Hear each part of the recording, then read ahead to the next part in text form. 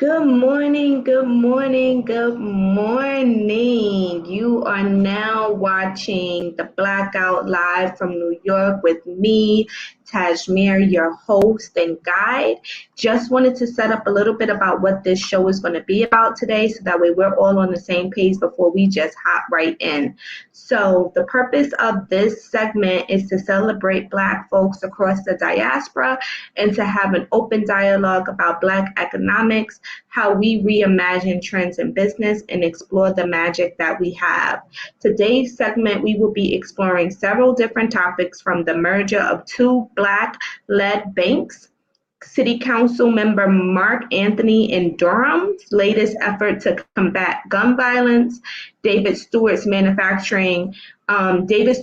and then manufacturing in downtowns, which Baltimore is definitely on the list, and a few more topics. So let's jump right in to today's first article that we will be talking about. Let me put up the banner right now so you guys can also see and share the information. So I'm going to share my screen.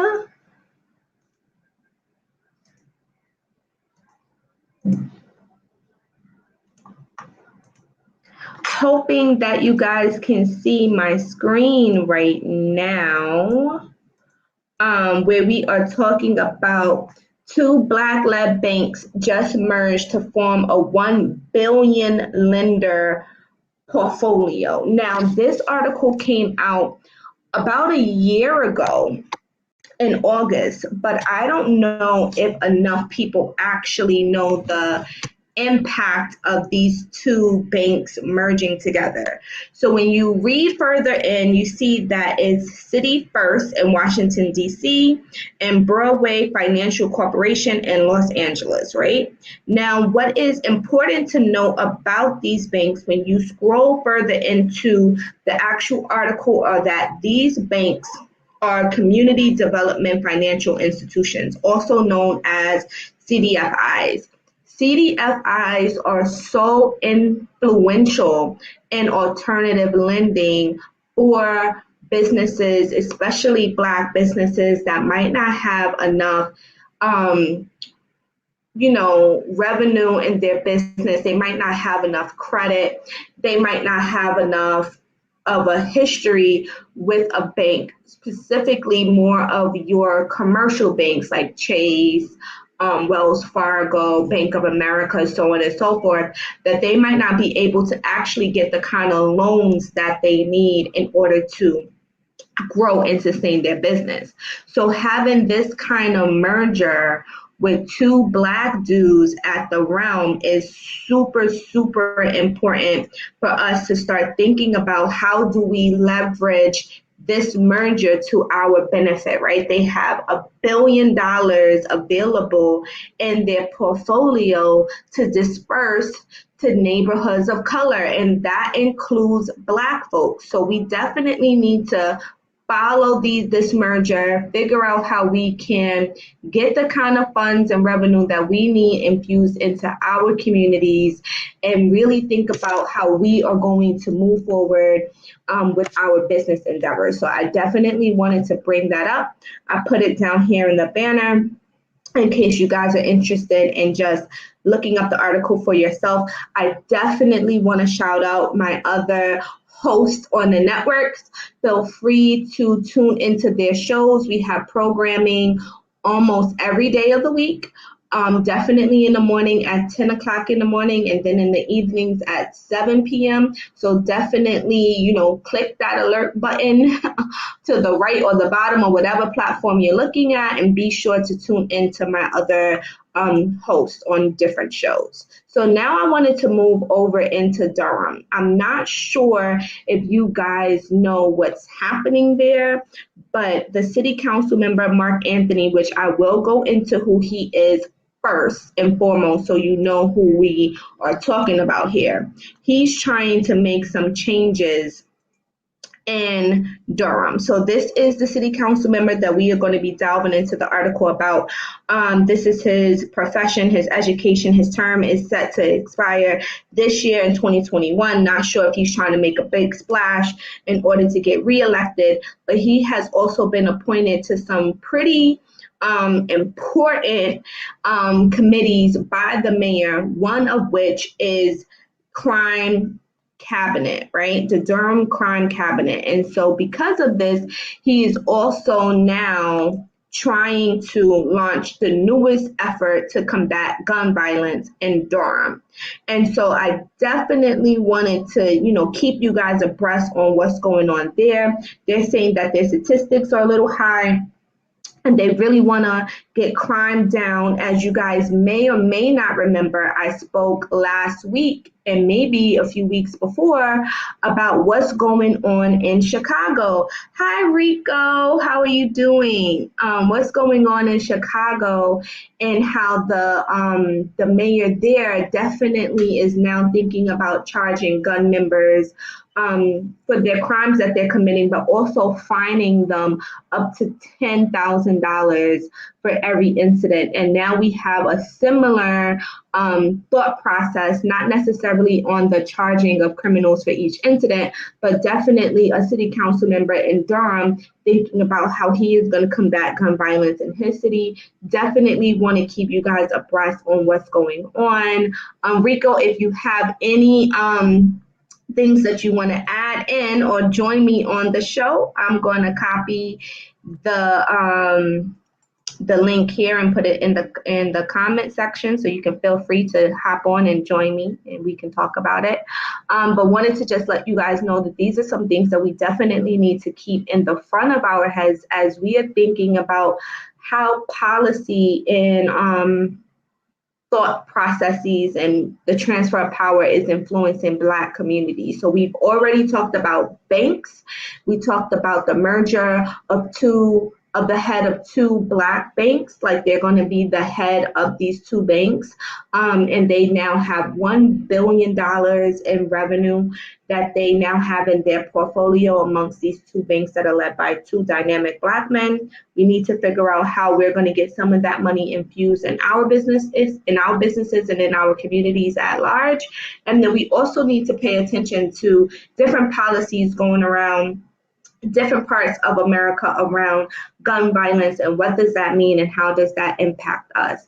This leads me into the second article, which is about a gentleman that I'm also not sure if a lot of people know about who he is, but David Steward.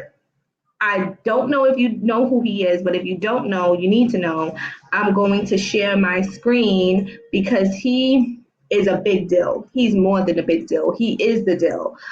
He's a tech billionaire and second richest Black man in the U.S. Why do we not know more about him? Right, so we definitely need to keep abreast of what's going on. His net worth is $3.7 billion, according to Forbes. Like I said, the second richest Black man in America.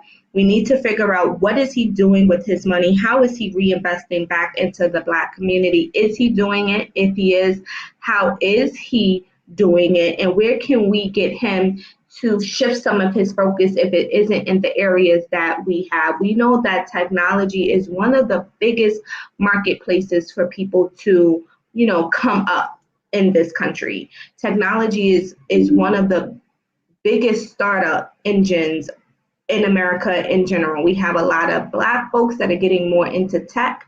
I just attended Black and Tech conference, I believe 2 weeks ago, which was really dynamic. It had a lot of different Black folks across the world at this conference that were talking about different firms that they're working in, from software engineering to cybersecurity to Scrum. I've met so many different Black professionals in the industry and how they are really trying to figure out, how do they move, how do they grow. And so as we are kind of, again, in the background of some of these industries, we also need to know that there are some people in the forefront. And so how are we going to tap into them? David Steward is definitely one of these dudes. So I definitely wanted to bring him up and present him to you guys, which then leads me into my next topic, which Baltimore is on the list. So I need some folks from Baltimore to definitely join me in this conversation. I'm not from Baltimore. I'm from New York City. So I do not want to talk about you guys' city from the outside looking in. So definitely click the link to join the show and give me your opinion about what's going on. I will copy the invitation and put it in the comments once again if you're new to the show and you haven't tuned in yet, but definitely give me your take on what we're about to go into. So here is the article that we are about to discuss.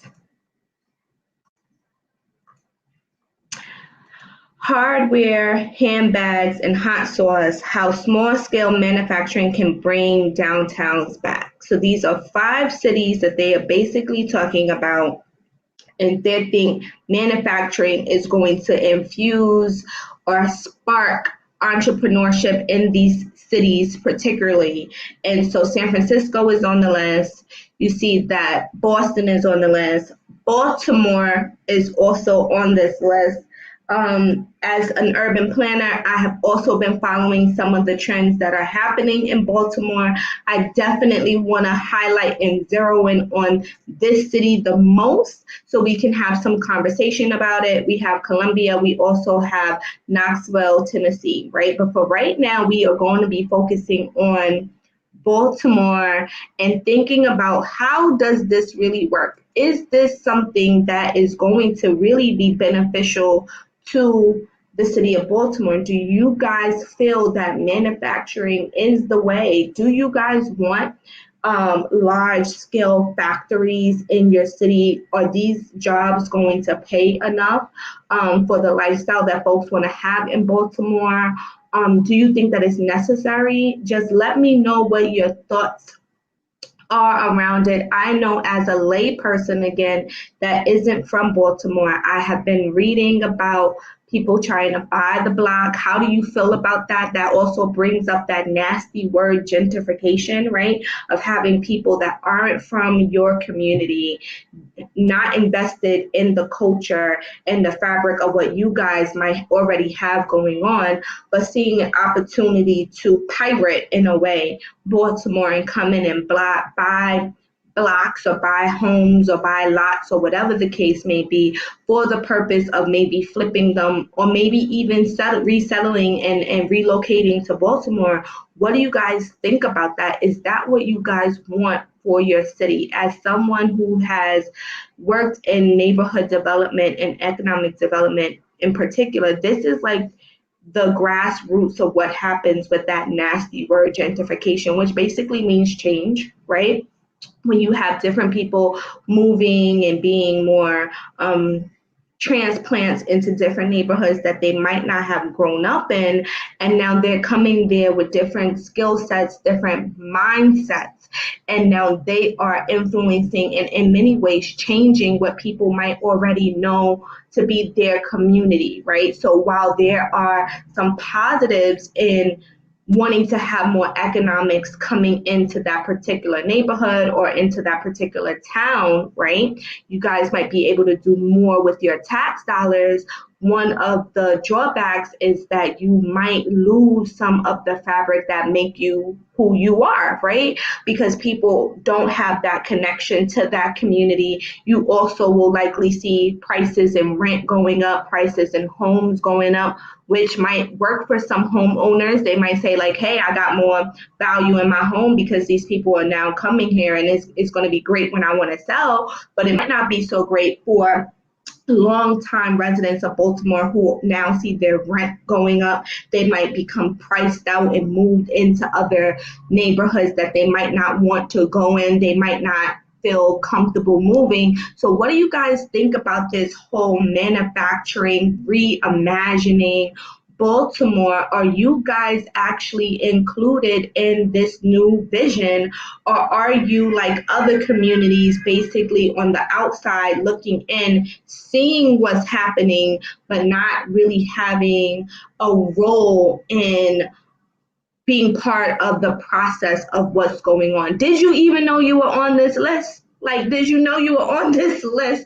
of manufacturing coming to these cities? And is this what you guys want? I definitely want to have more dialogue with you guys about it, since this is a Baltimore platform that I'm on, although it says Black News USA. The founder, Donnie Glover, is from Baltimore.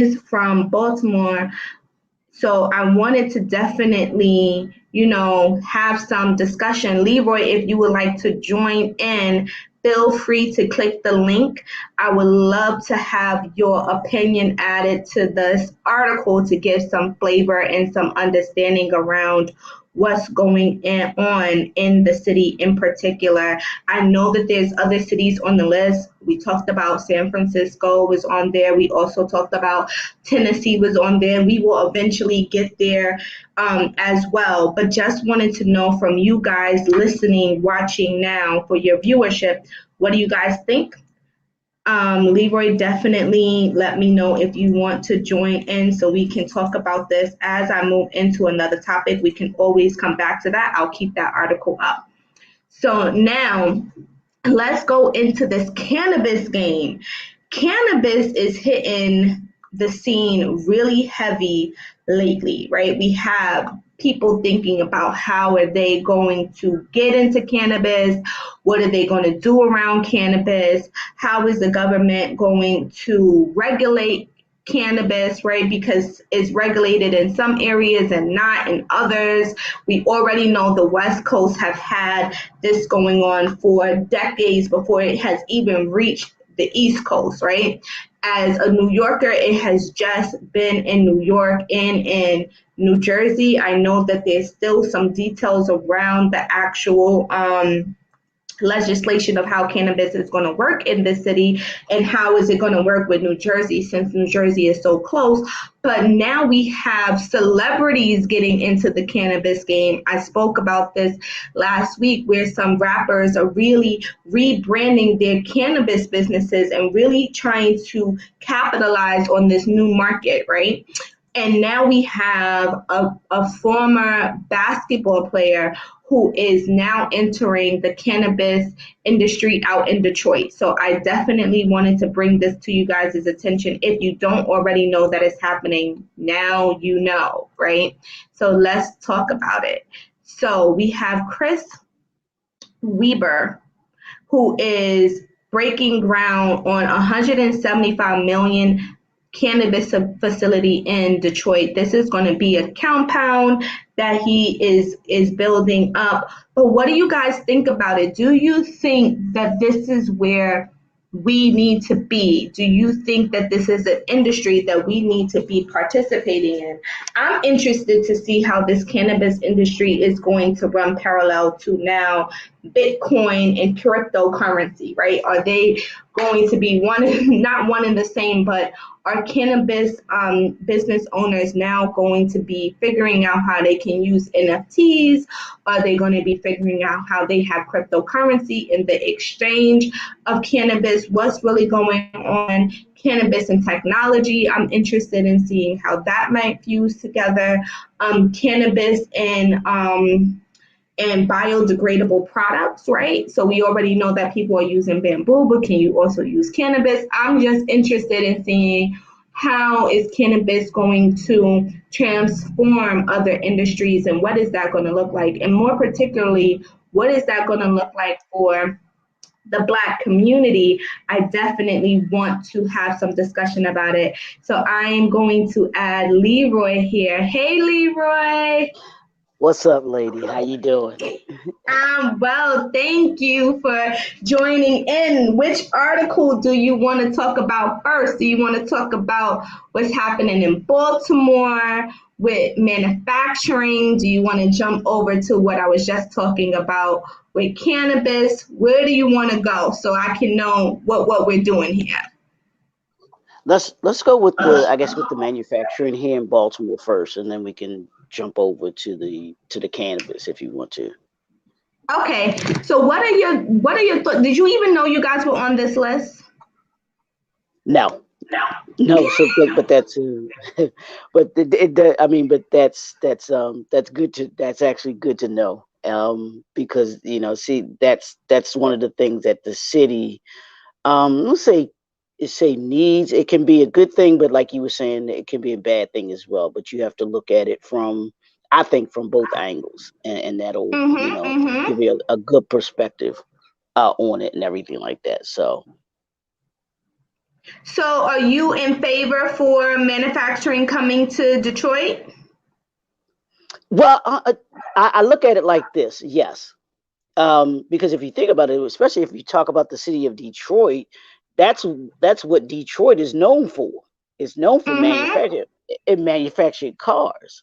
So, and I've always said this, that the United States will never be relevant again until it starts to make something. We don't make anything. Only thing that we make are cars that I can think of. People make, Mm-hmm. on a large scale. I'm talking large scale. But cars are the only thing that we manufacture, that we really make, and that's why many of the manufacturing company or buildings have closed down. I mean, you think about it here in Baltimore, as you mentioned, there was Bethlehem Steel that was here for years. That is closed down. Detroit, like we mentioned, make still makes cars, and you still have, I think, two or three of the largest American manufacturers of cars in Detroit, because you got Chrysler, Ford, and I'm not sure, there might be one more that's up there in Detroit, but they were based in Detroit. Those are jobs. Those are thousands of jobs for people, and it does this. It has people. It gives employment to people, and it's actually how our middle class was able to be created. It, Mm-hmm. our Mm-hmm. middle class was created by manufacturing, because we made everything. People needed, well, they got jobs and were able to go into these jobs, work what, 30, 40 years, get a pension, and then retire. That was the norm coming out of, let's say, into the 1900s, was that big manufacturing. We've gotten away from that. We don't make it. We don't make anything. So as a consequence of that, since we don't make anything, those jobs have been eliminated, and so the middle class, it's kind of gone, separated the lower class and the upper class. Now Mm-hmm. there's Mm-hmm. not a lot of the middle class that we have there, and that actually leads to your tax base. That's how you that's how you're able to do infrastructure, because if people are Yep. Yep. working, Yep. they're paying taxes So, and do you think shopping. that you So guys are going to be able to demand that city council has maybe like wages set forth if they are bringing in manufacturing in Baltimore, right? Because you also yeah. might not have the workforce, might not even be trained to take on these manufacturing jobs. So, here in New York, I know that when we have light manufacturers, they get a lot of tax breaks, right? So they get tax breaks for everything. And so they Right. also get tax breaks for their Con Edison, right? Like they're running heavy machinery, so they might come in and they might do an energy audit and all this other stuff, and that's all great. But how does that trickle down to the average employee? And is there going to be scalability and training for Black folks, right? Because we want to focus on Black people getting into manufacturing jobs because that's what we need. So, are you guys planning? Now that you know this is one of the plans that they have for Baltimore, holding your elected officials to the fire around a Black workforce program. And can Listen, you don't do get me started. that? Don't get me started on our city council here in Baltimore. So that would, I mean, what you just said, that has to be something that is part of the planning process, because you know that there's going to have to be some teaching. There's going to have to be some training that's done in order to be able to employ the people that you have here in Baltimore. That's just, I mean, whether it was here in Baltimore, whether it's Detroit, whether it's out west, there has to be some training that goes on so that you have qualified people doing those jobs. Like I said, you can't just come in there and just run a forklift. You got to know what you're doing in order to be able to do those things. So, so you have to incorporate the internet, and I wish I could say that the folks of Baltimore would hold the city council and the other elected officials accountable, but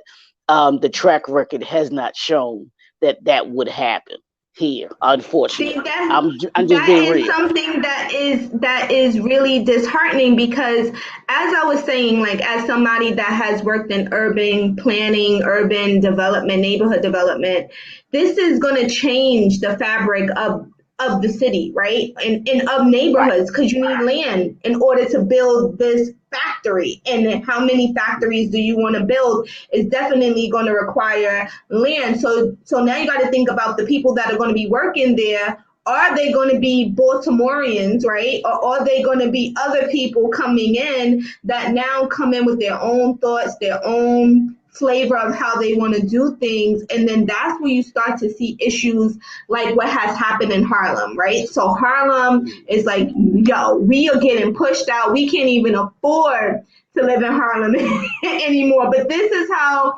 these things start to happen when you don't have the foresight and the vision, and when the community isn't involved in the actual plans that are going on. Because I grew up in East New York, Brooklyn, and it was one of the most not desirable places to live in New York City. But over the past, I want to say 15 years, they built a mall. So now everybody is coming to this mall, right? And so now that they have the mall, now they have condominiums, now they have new buildings, new real estate that has cropped up.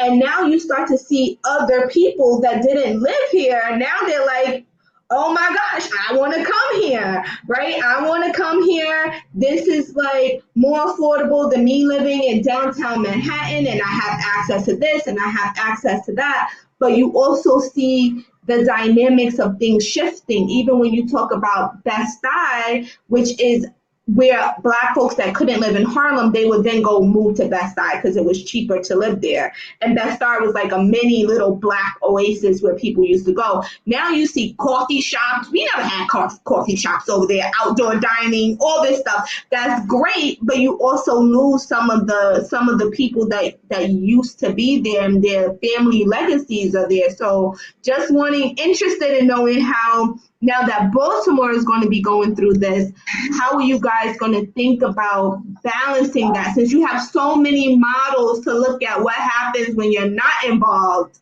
that you don't want that to be you. You don't want to be sitting on the outside of the harbor. Like, I used to be able to be here, but now I can't. Well, I mean, but here's the thing too that has to be done is those elected officials have to, excuse me, have to demand before those companies come in that are going to be building. Just like, and like you said, you have so many blueprints to kind of go from. And I think Mayor Forever, what do you call him? The Forever Mayor from over in DC, Mayor Barry. Mayor Barry, what he did, and even I believe Mayor Maynard Jackson down in Atlanta, what they did was they demanded, in order for folks to come and build their manufacturing buildings in those cities, hey, there's a certain percentage of contracts that have to go to minority contractors. There's a certain percentage that has to go to this. They had it planned out where it helped the citizens of of DC. It helped the citizens of Atlanta so that they were able to not just be the workers in those manufacturing buildings, but the people who build the manufacturing buildings, that when they come in and doing all of that building, hey, we want those contractors to be Black, because what happens is what are they going to do? Those contractors in turn are going to be hiring other people. So it becomes becomes a holistic thing where you may bring some folks from out of state or but the majority of the people can be used right there, right there from the city that you have, because you've got to demand it.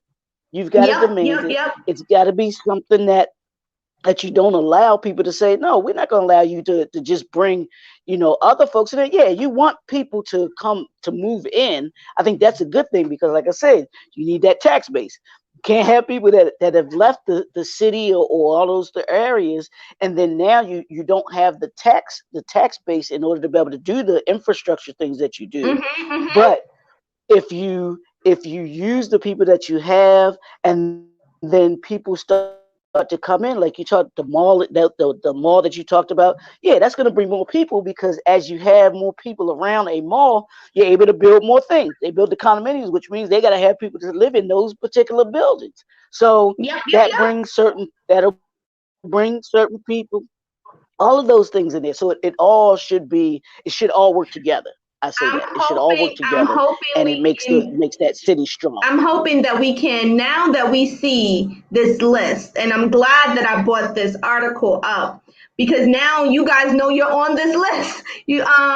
So you can Hmm. start to understand what the vision people have for the neighborhood. I'm also wondering how cannabis is gonna move to Baltimore too. Like cannabis is moving all over the map. Everybody's trying to figure out how I'm going to get a piece of this cannabis money right now. So I'm interested in seeing if they are talking about manufacturing, does that extend itself to distilleries in Baltimore? And now that kind of changes the game, right? So now just trying to think about like where they're trying to go with that. That's why I brought up that article with Chris Weber about how he's trying to create this whole compound for cannabis out in Detroit. And he's not the only one. Chicago is now thinking about making all of downtown Pot City or Haven or something like that out in Chicago. I don't know what's going on there. New York City's trying to figure out how they're going to handle dispensaries here. New Jersey is also trying to figure it out. So you have different cities and they're really looking to California because they're like, California been in this game for a while, and rappers are also throwing their hats into the cannabis industry. So I don't know if you were tuning in earlier. I was saying I'm wondering how cannabis and blockchain or cryptocurrency is going to eventually work or not work together. What are your thoughts about that whole industry, and what do you think is necessary in Baltimore? Well, I mean, here's the thing.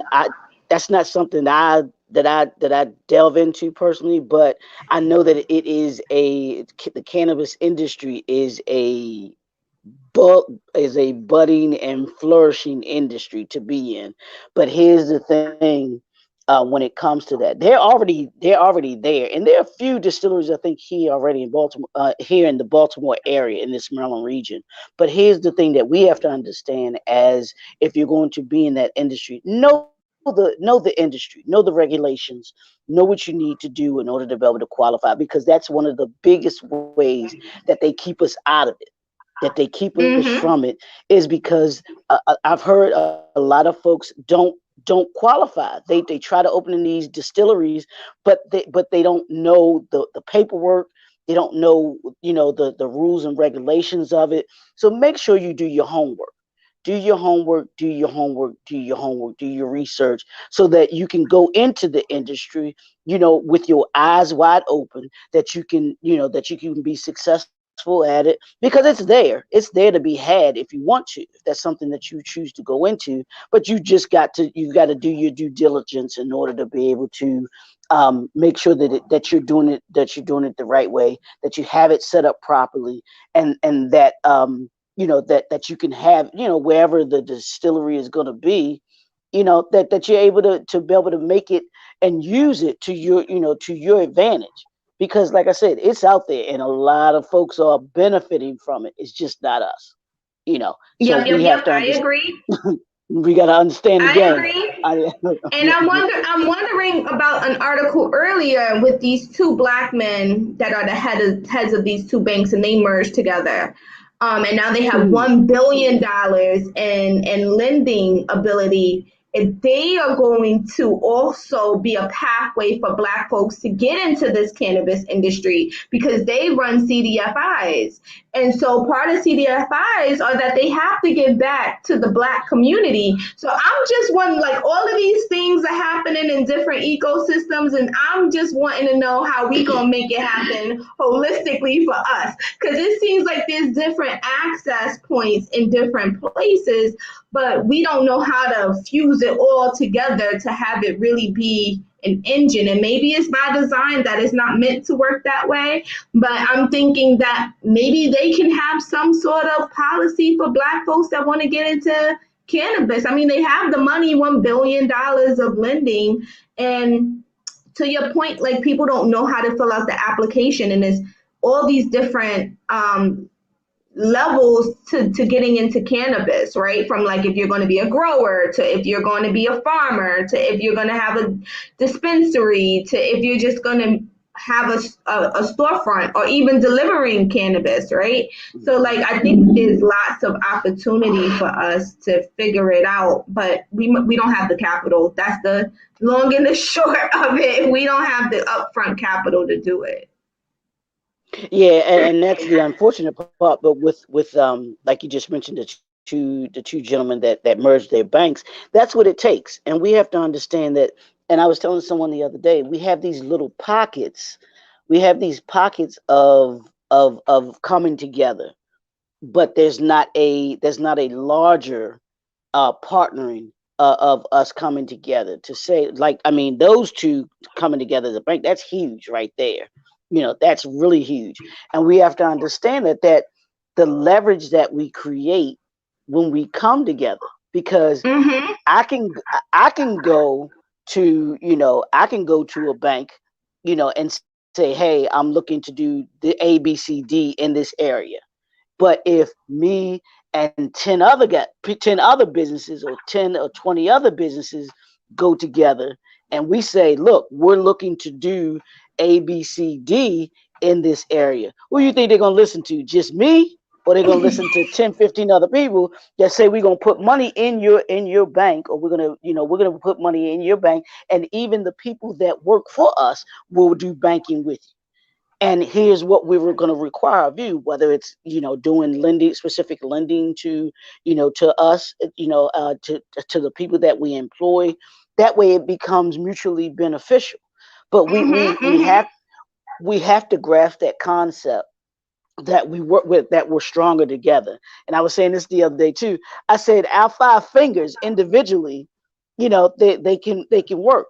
But when you put them together like this, when they come together as a fist, they become more powerful. And we have to understand that concept of how we become, the economic empowerment that we have. And economic empowerment works when we collectively come together, whether it's the family, government, education, business, and the church. When you use those together, when we come together in the business sector and say, you know what, let's talk to the church sector, let's talk to the educational sector, let's talk to the family piece, we become stronger. And it's the only way that we make our communities better. So Nathaniel put up a topic of group economics, and I always think that that's great. And I'm inviting Nathaniel, if you want to click the link that I put in the chat, to come join us and talk about what you meant about that and how you think that we as Black people can do it, right? Because we see this happen in other cultures and other groups, but there are some fundamental things that hold us back from really joining forces together in order to make the kind of demands that we would like to make, and people would have to take us seriously. I think group economics is amazing. I'm just stuck at how do we do it together, right? How do we have one voice? And I think that we're trying to get there, but I think that sometimes the folks that have the platform aren't as informed as they need to be. And so they use language that is more inclusive than exclusive. And I'm hoping that one day we can be comfortable in saying this is what we need for a Black agenda, and move away from the term minority and people of color, because that doesn't include us, right? We are always trying to be so inclusive to our own detriment that we don't say, like, this is what we need for us. Because I can guarantee you, of the groups that I see cropping up, but like, listen, this is only for us. I mean, I saw something crop up in New York City for folks from Yemen. They're like, this is only for Yemen Americans. I'm like, you know what? I can't even be mad because we have to start using the language to say that this is for us instead of consistently saying this is for us and everybody else. And then we get a little upset and bitter when other folks take use of those legislation and those policies, and we're on the outside looking in like, but we were the ones that were marching. We protest all the time. And we are constantly pushing the envelope, and we push it so much we push ourselves out. So I'm wondering, like, when can we start to really think holistically about it? The last thing that I wanted to talk about today before we go is dementia. And so I found this article around, and I'll put it up here really quickly and we can have a little discussion about it. Dementia really impacts the Black community the most. And so now there is this new blood test that can effectively, give you early diagnosis of dementia or Alzheimer's in the blood. I am wondering, how is that going to impact us with health insurance? Is our health insurance going to allow us to take this test, or are they going to say, like, no, we're not going to cover that with our insurance? Because we keep coming up with technologies, and again, they don't help us, right? So I'm wondering, with this whole dementia thing, how can we demand that we have access to these new diagnostic tests to find out what's going on with us before we're too late? What do you think about that before we close out? Well, I think it's important for us to know, but I also think that before we get to that age where dementia may take place, is we have to be cognizant of our health. In our 20s and 30s, the last thing on our mind is our health, but that's when we need to be concentrating on it. You can't get into your 50s, 60s, 70s, and 80s, and then all of a sudden want to be on this health conscious kick. You have to be cognizant of the things that you're putting into your body as a 20-year-old, as a 30-year-old, as a 40-year-old, as a 50-year-old, because as we get older, our bodies, we don't recover from things as fast. We don't, our food doesn't digest the same. So we have to understand that what we're putting into our body can contribute to getting dementia. And I don't know and I was just thinking as you were talking about that, what kind of triggers dementia, or do they even know what research has shown kind of what are the eating habits of those that have gotten dementia? What are, are the folks that have gotten dementia avid readers? Because I know dementia is one of the things that has to do with your mind and exercising your mind as a muscle. So if you're reading, if you're doing those things to keep your mind healthy, and doing those things, are you more likely or less likely to get dementia?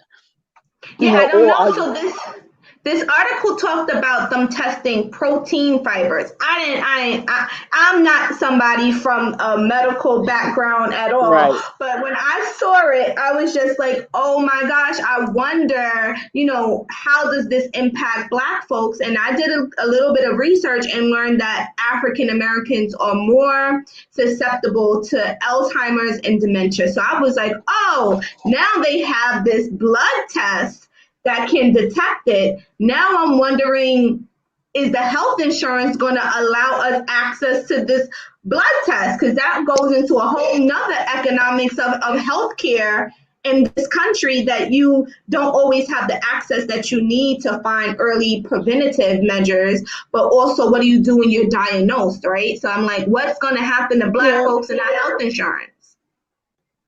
Well, but see, here's the thing.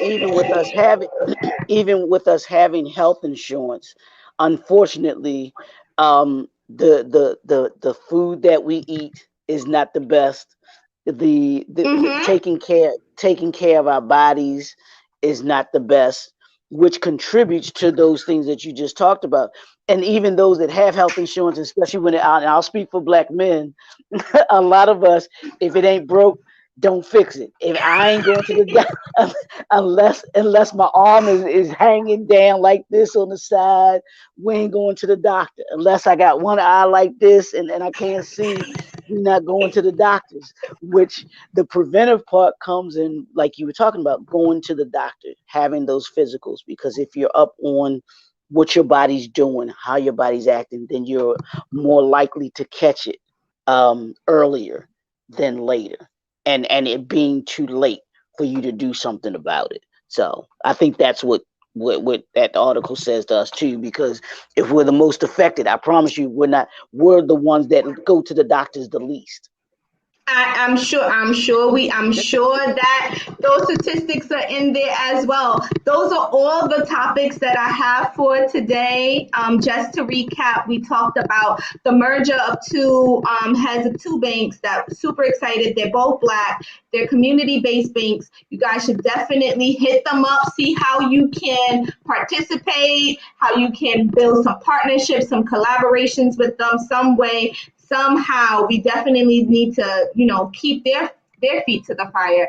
And then I went over to Durham. They have a council member named Mark Anthony, who again is trying to combat gun violence in Durham, North Carolina. And then I mentioned, what's going on with our homegirl out in Chicago. She's all over the map with what she's trying to do. Then David Steward is the second richest Black man in America. He's a tech billionaire. So I wasn't sure if people even know who he is, but if you don't, we definitely need to figure out how do we follow the initiatives that he has, and what is he giving back to the Black community, and is it enough? And then we talked about manufacturing in downtowns. Baltimore is definitely on that list. Thank you so much, Leroy, for joining me and giving me some insight into what's going on in Baltimore. And then we talked about cannabis and what's going on with Chris Weber out in Detroit, and he's building a whole compound. And then we closed it out with dementia. And so we need to figure out what's going on with that new blood test. And how do we, as Leroy said, before we need the blood test, how do we eat right, exercise right, not just the physical body, but also keeping our minds together, being intellectual, being comprehending different things, and testing people's knowledge, so that way you can test your own knowledge of what you know and what you don't know. Leroy, thank you so much for popping in and joining me. As always, everybody in the comments are always welcome to come up. Give me your take on whatever article we're talking about and whatever else you might want to talk about. This is Tasemere, your host of the Blackout Live from New York. Thanks for joining me.